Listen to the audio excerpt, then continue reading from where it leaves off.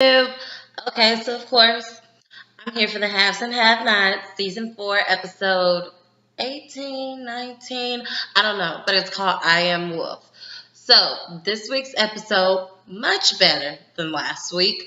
Okay, so let's just jump right in. Okay, so of course, it started off where it left off with Candace, Mitch, and Erica. So, Candace and Erica are sitting in the car when Mitch comes up to the window. At this point, Mitch has revealed what has happened to Ward when he got busted by the police with the drugs and everything. So Candace is like in shock. Like, I can't believe this. Did you do this? Did you do this for me? Please tell me you didn't do this. I told you don't get involved. And he's like, what, did you expect me to just sit back and not do anything? Like, I couldn't do that. And she said, well, I'm not your girl. He was like, but yeah, but I know that like he was using you. Like, he's just using you for your body. I know you weren't trying to hook up with him. Like, I watched all of this happen. Then she says, well, how do you know I don't want him? He was like, I know. Candace, of course I'm going to look out for you. Apparently they've had history with each other. So he says, well, you know, I got my family involved. She's like, your family? He was like, yeah, you don't know me. And then she said, Mitch, okay, for the short period of time that we dated, ding, ding, ding, they dated. Apparently, this was years ago when they were younger. For the short period of time, he told her that like his dad like sold drugs and stuff, and she's like, that doesn't compare to war. But apparently, according to Mitch, there's so much more to the story involving his family. He only informed her of so much information regarding his family. So we'll probably find out all of the history with his family. Anywho, so of course they're watching the campaign office, and he's like, well, who are you guys looking out for? And she said, nothing, please, just don't get involved in this. Like, you've already got me in enough trouble as it is. War is going to come after me. And then he said, oh, War's not getting out for a while. They caught enough drugs on him, he's going to be in there for a while. She said, he doesn't have to be out to get me. Like, he has people on the outside. Now I'm going to have to be watching my back. Please just go.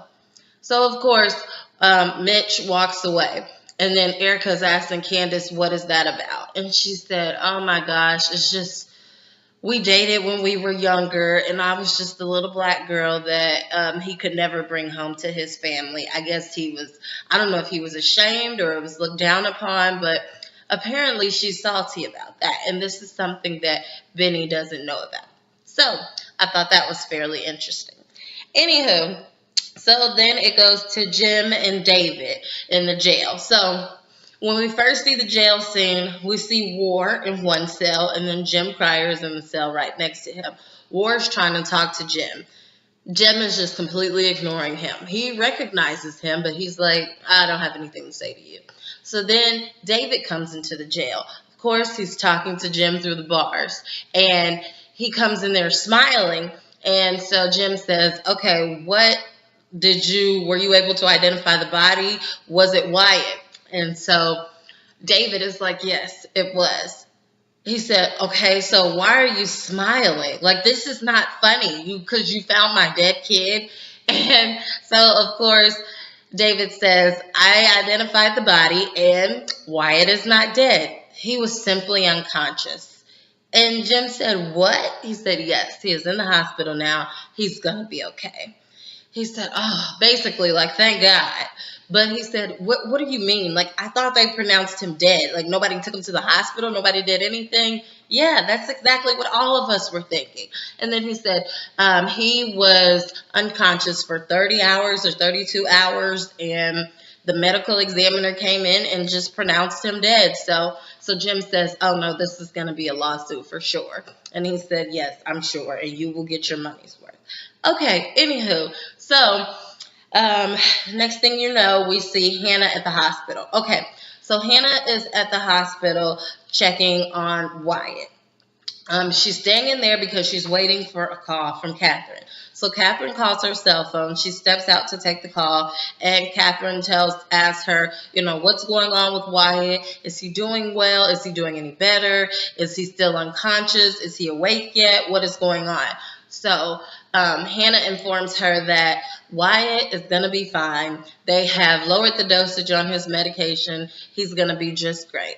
He is not awake yet, but you could always come down here. So Catherine says, you know what? I'm not coming down there until my child wakes up. I cannot see him lying in that hospital bed and he's unconscious. Okay, so although she said he was going to be okay, but whatever. So she just respected that. So meanwhile, Jeffrey is walking up to the hospital room. So of course, him and Hannah exchange hellos, and then he basically says like, "Hi, sorry about what happened at the house. Like when I stabbed my mama." And so Hannah says, "It's okay. I understand, but you need to get help. You really do. And after the way that I saw the way your mother spoke to you and the things she said to you, you need help. And you stabbing her, that can never happen again, ever. Because at the end of the day, that is your mother. I do not ever want to hear of that happening again." So he's like, yes, ma'am, yes, yes, ma'am, yes, ma'am. And I'm thinking, okay, so when you tell him he needs help, are you referring to, okay, he's a little cuckoo because why would you just flip out and stab your mother? Or he needs help because he's had some type of like verbal abuse going on and he needs like therapy to get through it or something. I wasn't quite understanding where she was going with that. But then she asked him like, "Do you pray?" And he said, "Oh, me and my family, we never went to church." And she said, "It's not about church. Like, do you pray?" And he said, "Well, no." And she said, "Well, you really should. You should, or you can call me sometimes and we can pray together." And then he said, "Okay, well, I'm gay, right?" And she's like, "Okay." And he was like, "Well, I'm just saying because I know you're Christian." And she's like, "Okay, judge not and you will not be judged. Like, you're not a freaking leper. I can talk to you." That's crazy, okay? She was like, "I don't fault anybody for their sins, just like I have sins of my own." And I'm thinking, girl, please, because you be judging Candace to the fullest. So that's a lie. But anyway, so Jeffrey goes into the hospital room. He's talking to Wyatt. Oh, key point. So before Hannah leaves, Catherine asks to speak to Wyatt. Of course, he can't actually talk. But if Wyatt is in some type of coma, of course, people can hear while they're in that state of being. They can't respond, though. So she's saying, "I love you, and I'm not going to let that lady cause any more harm to you." Of course, Jennifer, the DA. And she's like, "I just want you to just wake up, come back to us. I love you so much." Okay, so that same back and forth was similar between Wyatt and Jeffrey, because Jeffrey goes in there to talk to his friend. And he's like, "Why did you do this? I love you so much." And not even on no intimate type of stuff. Like, "You're my friend. We want you back. We're ready for you to come back."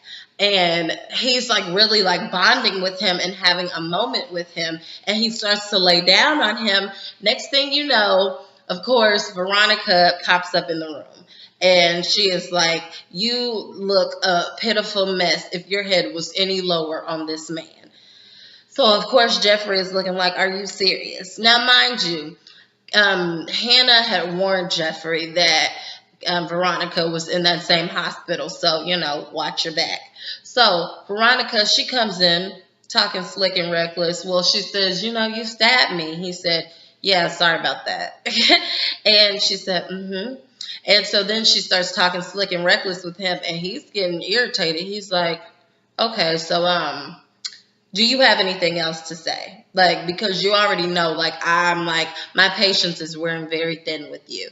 And she's like, No, Jeffrey, I understand. I can see you getting upset. I can see it in your eyes, and just calm down. But one thing you do need to know is that I've had so much going on. I've had such a stressful day. We're going to wind down by going to the engagement party at the house, and it's going to be a great night. And he said, "I told you, I'm not doing that. I'm not getting engaged to that girl. I'm not moving through with this crazy plan that you have going forward." And she said, "No, you will come to this engagement party, and you will never raise your hand at me again, or else think back to that time that Quincy visited you and he beat you up. You will get an even worse visitor the next time. Try me." So he's like, Girl, bye, I stabbed you before I can stab you again. Okay, so anyways, next thing you know, we are now at Candace and Erica. Okay, so they are sitting outside the car watching the campaign office, and then they see David Harrington pull up, and Oscar opens the door for him to go into the campaign office, and they're like, dang, this is how he got me. So Candace puts it all together.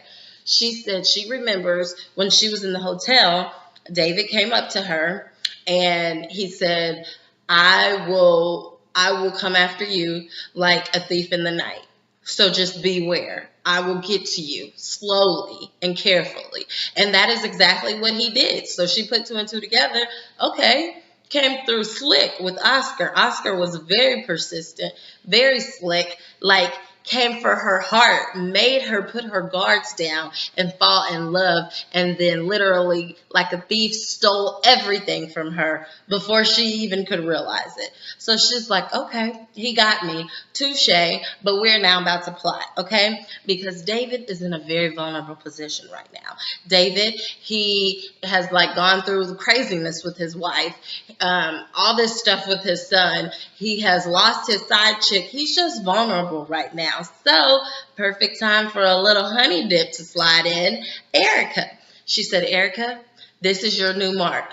I need you to make him fall madly in love with you. Do not be aggressive with it, but make and kind of be like push back from him a little bit in the beginning. Because if you throw yourself at him, that's not going to work. Clearly, it didn't work with Maggie Day.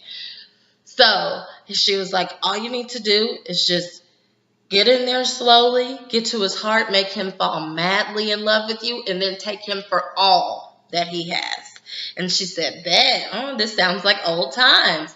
Okay, so they have this plan to get back at David.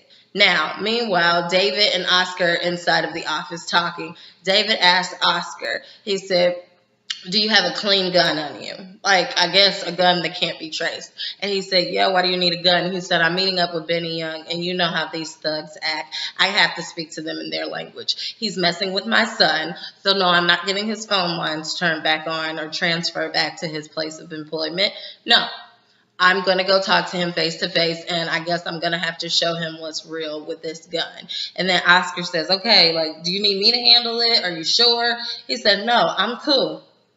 Okay, so meanwhile, we go back to War and Jim. So War and Jim are in the jail cell. Finally, Jim is in a great mood because he finds out Wyatt is not dead. So Jim decides to talk to War. And through all of their back and forth conversation, Jim finds out that they have a common enemy, which is Candace. And Candace has played the both of them. And War is very irritated to find out that Candace actually extorted $7.4 million from Jim. Jim is like cracking up laughing like, War, how stupid can you be? The girl told you she got $400,000 from me, and then all of a sudden from her brother you hear $4 million, and so but it was actually $7.4 million. And he's like, what? Are you serious? Her and her brother set me up. Benny didn't even set him up, but now he's just grouping them all together. He's like, when I get out of here, she's dead. She is dead. Hey, but just letting you know, Candace had those blackmail pictures on you, but I have my own too as an insurance policy. So you think you can get me out of this situation? You get me out of jail, I can get rid of Candace and we'll just be cool. So Jim says, look, I'll make you a deal. If you get me your original copies of the blackmail photos, and you get Candace's copies, and you take care of her, as in kill her, get rid of her, then yes, I will make sure that you're out of jail and there's no charges brought against you. Bet that's a plan.